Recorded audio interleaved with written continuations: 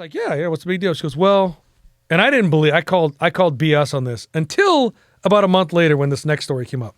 So she's like, remember that night? I'm like, why? What? She goes, well, we got called over to the hotel. 4 of my friends did, or 4 of us total. Well, we went into a room and 2 were for Bill and 2 were for Hilary.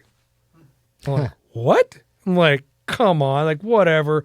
And first off, I didn't exaggerate how much, like, it took me 20 minutes to get her. She was scared to death. And I'm like, just what the hell? Just what is it? Let me make sure I'm following you. So Bill Clinton got 2 hookers. Hilary Clinton got 2 hookers. That's what you're saying? Yes, that's what she told us. Yeah, and I'm sure they did. She was petrified to tell us, scared to death. All females? All females, yes, correct, all females. Ooh. So I was like, whatever. I said, this girl's full of shit, whatever. A month later, shit you not. Doing a pig farm. I told you I shoveled pig shit. Wow, and this is a guy who ended up working with Major League Baseball, professional soccer player. Yeah. Did things with the NFL. Yeah. And back here, he's shoveling pig shit. Yeah, so it was on the Shetler farm. Chris was an older guy who was in high school, but I worked on his dad's farm for him. And you do various chores out there, and one of them is, you clean out the pens, you shovel the poop, you get it out of there. And, one funny story about that is the hogs, they get tusks, they grow out, and they have to trim them, kind of like toenails. Because if not, they can scrape up against you and you can get infected because their mouths are pretty dirty, And one day, the boss like, hey man, you gotta cut you gotta trim the pig's husks. I'm like, what the hell is that? How do you do that? Yeah. And it's always like, because I lived in town, even though it was a 2,500 people town, I'm a city boy, okay? Because I live in town. So he's like, oh, you know what the hell you're doing? Get over here. So they had to show me because I was a city boy. But basically, I had this 2 metal things kind of went down like that, which attached to these 2 long, kind of like shears, the handles on a shear. So I had these 2 things there, and they would close like that. They were metal. They were hooked just like that with the shear handles going this way.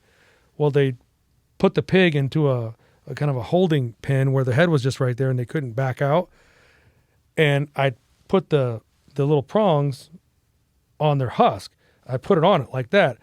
And I'd have to squeeze until it snapped. It just snapped the tooth and it'd go flying. God. Well, I couldn't.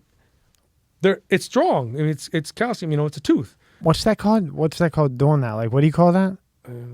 Like, I was cutting teeth. I was cutting their teeth. I was trimming their teeth. See if you can find a picture like cutting the fucking teeth. Anyway, one of those things was so damn two funny stories. The first time I got it, I was like pulling on it and the pig is squealing.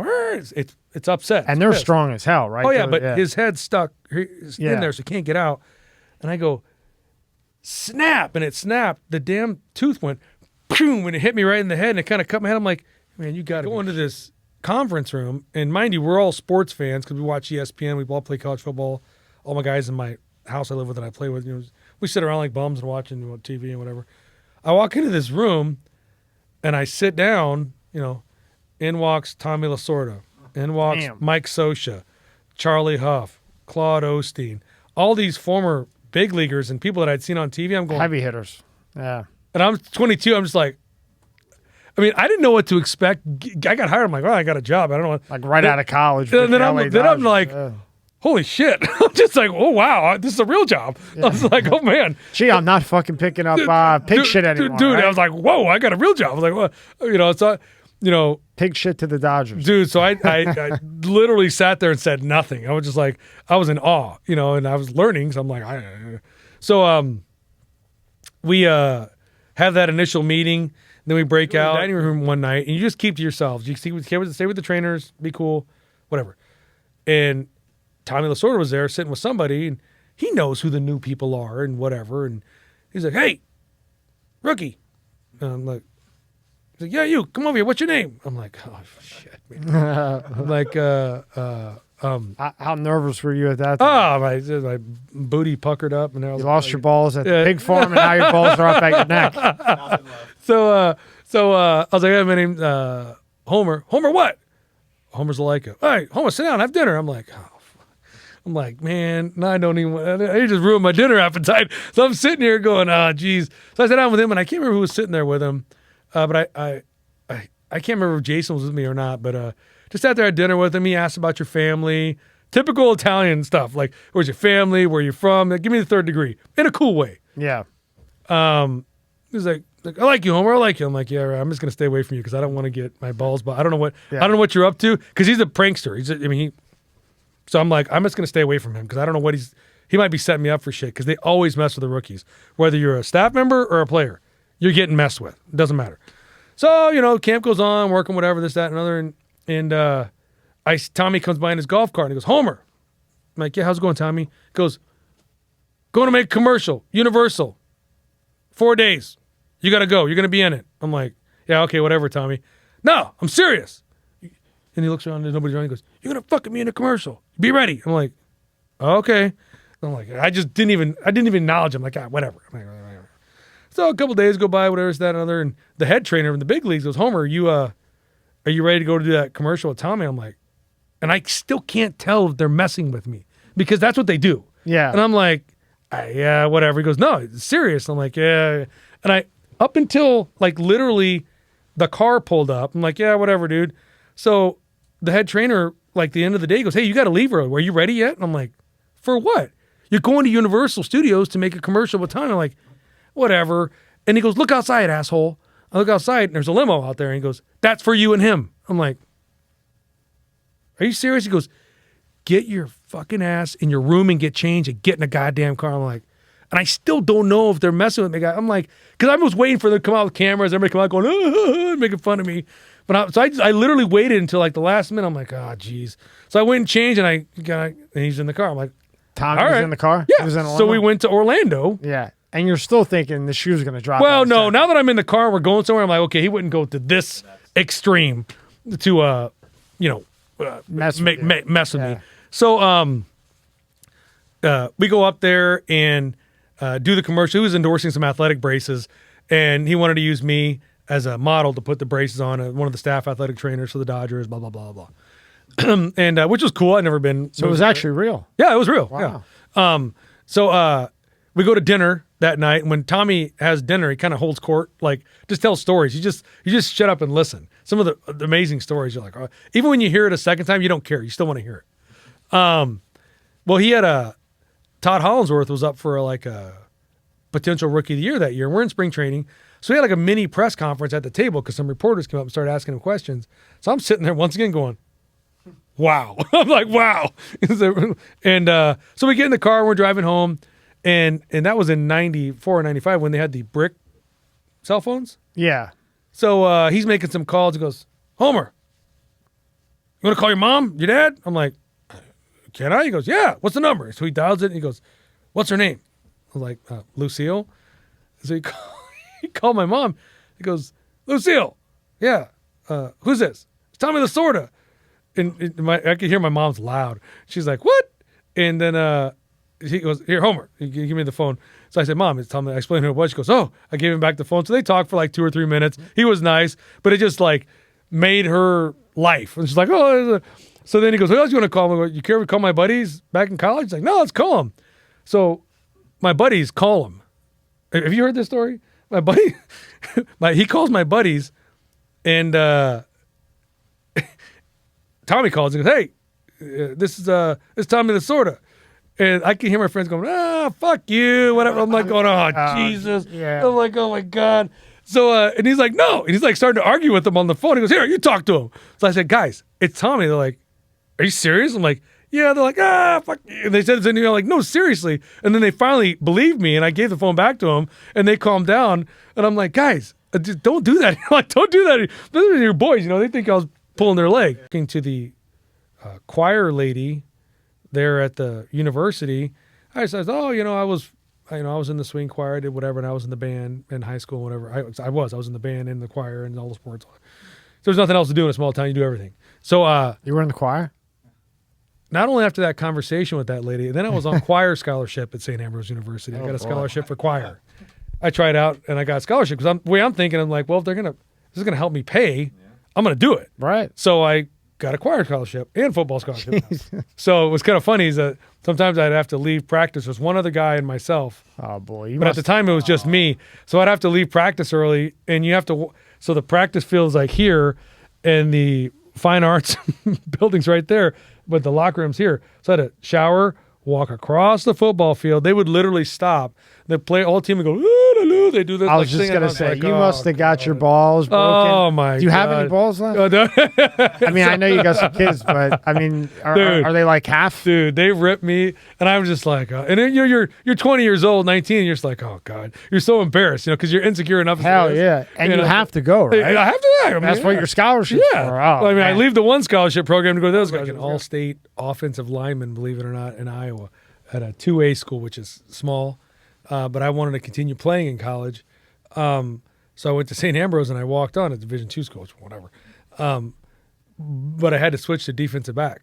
So I went from an offense. I played both ways in high school, so I played defense as well, but I was not a defensive back. I was a defensive end. So I had to learn how to backpedal and cover wide receivers. And my first camp in college was so hard. I mean, I was so sore and so hard, but I wouldn't quit. And my coach hated me. My position coach hated me. He's like, "Why do I got to deal with this guy? He sucks." And he would never say that because he couldn't. But you just know. Like, I mean, I could. You never leave your feet as a defensive back until it's the last possible thing to do. But I was so slow and so behind everybody, the receivers, that I was diving for everything to try to break it up. So all of my elbows and knees were just all bloodied up during 2-a-days. And he's yelling, "Zulaica, quit fucking diving." I was like, man, that's all I got, man. I mean, but I was so sore, like, because I never backpedaled before. Yeah. Ever. Man, I just go to the toilet and sit down. I couldn't get back up. It was horrible. But I stuck it out that first year and played junior varsity, and you have your exit interview at the end of the season. And my head coach goes, "Hey, came in and gave me an exit interview." He said, "This is what you did good, this is what you did bad." He said, "By the way, we're giving you a scholarship." I was like, "Give me a scholarship?" Yeah, so I earned a scholarship while I was there, which is because I walked on. I had a player as a roommate at the time in Caracas. And he was dating, why he was dating this girl because she worked, I don't understand. So she was a working girl, but he was dating her. Stripper. And they spoke. Stripper. Or hooker. Yeah. Hooker? Number two. Number two. And okay. So. Dating a hooker. Yeah. So they spoke the international language of love, obviously. So I came home one day, it was in the middle of the day, and the player was like, he spoke no Spanish, and she spoke no English, but they figured it out. And sounds perfect to me, dude. He was like, so go back to that first night. Remember all the military and everybody was there and whatever. And he's like, tell him, just tell him. And this girl's like scared to death. She's like, no, I'm not. And I was like, she like thinks that we're somebody and that we could like tell somebody or like, I started finally telling her, I'm like, listen, we're nobody. We're American, but we're really nobody. So I don't know what you have to tell me or don't want to tell me, but you really don't have to worry about it because it's not going anywhere. I don't know if you know this one or not. So I'm like, what's the deal? She goes, well, remember like a couple months ago when the President Clinton was here and his wife? And I'm like, was it? It was the night I pulled in. That's what all the military was for. They were staying in the other Hilton across the street. To protect the Clintons. Yes. Yeah. I was like, yeah, what's the big deal? She goes, well, and I didn't believe, I called BS on this until about a month later when this next story came up. So she's like, remember that night? I'm like, why? What? She goes, well, we got called over to the hotel. 4 of my friends did, or 4 of us total. Well, we went into a room and 2 were for Bill and 2 were for Hilary. I'm like, what? I'm like, come on, like whatever. And first off, I didn't exaggerate how much, like, it took me 20 minutes to get her. She was scared to death. And I'm like, just what the hell? Just what is it? Let me make sure I'm following you. So Bill Clinton got 2 hookers. Hilary Clinton got 2 hookers. That's what you're saying? Yes, that's what she told us. Yeah, and I'm sure they did. She was petrified to tell us, scared to death. Yeah. All females? All females, yes, correct, all females. Ooh. So I was like, whatever. I said, this girl's full of shit, whatever. A month later, shit you not, the Monica Lewinsky thing comes out, and all this other. I'm like, well, and this girl was so petrified. I mean, she had no reason to fabricate that story. And the details she got into, I was like, wow. I mean, why would she out of nowhere just say, hey, by the way, 3 of my other hooker friends and I got called over to the hotel? I mean, why? What does she get out of telling us that? Right. I mean, but I was like, wow. So I mean, like, wow. And now, 20 years later, 5 years later, you're like, I believe it. Yeah, I mean, after all the absolutely. crap that's gone on, everything you hear, People just disappearing. oh, I have no problem believing that. I have no problem. Absolutely. So, but I thought that was interesting. And he threw. This guy stepped back, like, because he knew he stepped back to get out of the way, still got it. Whack. Well, right in the ribs. Well, Ugueth Urbina is a man I would not mess with. He just got out of prison in Venezuela for, I think he burned one of his farmhands to death or something. He's crazy. Good guy, though. I love him to death. Burn one nice of to his me. farmhands? He did something really bad to him. I don't know exactly what he did. But anyway, Hit him in a 100-mile-an-hour ball in the ribs. oh, yeah. So the catcher that got hit that was batting looks out at Oogie, and he's like, yeah, screw that. And he just started fighting the catcher at home plate. He's like, he wasn't going to go out there because he knew he was going to get his ass kicked. That didn't drop him? No, I mean, it hurt him, but you got to fight at that point. It's on. I mean, and stuff had been going back and forth the whole series. But when he did that, so the dugout's clear.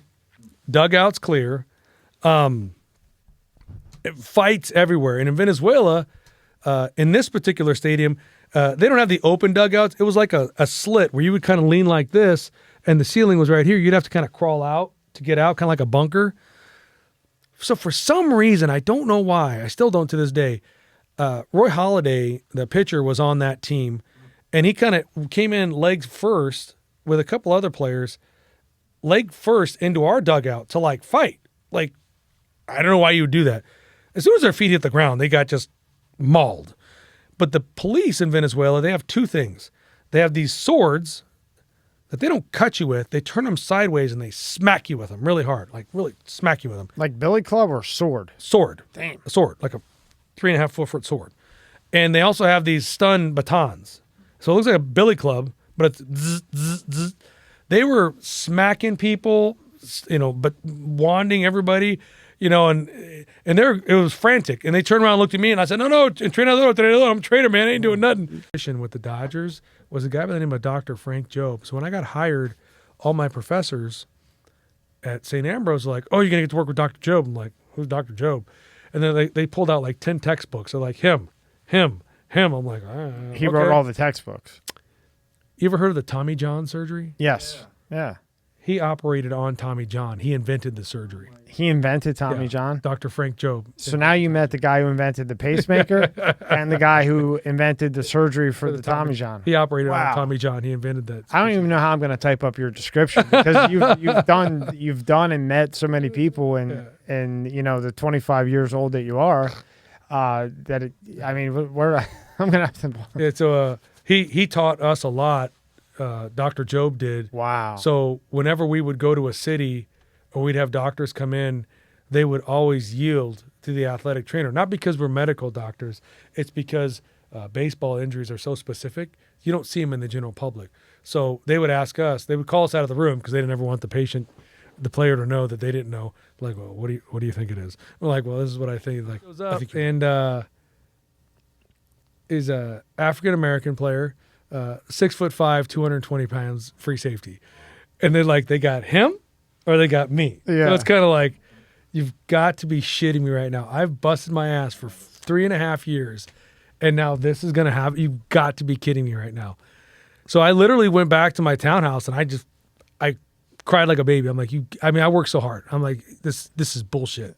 Like, this is horrible. Understandable. And I got done with that. And I said, F it. No, not going down that easy.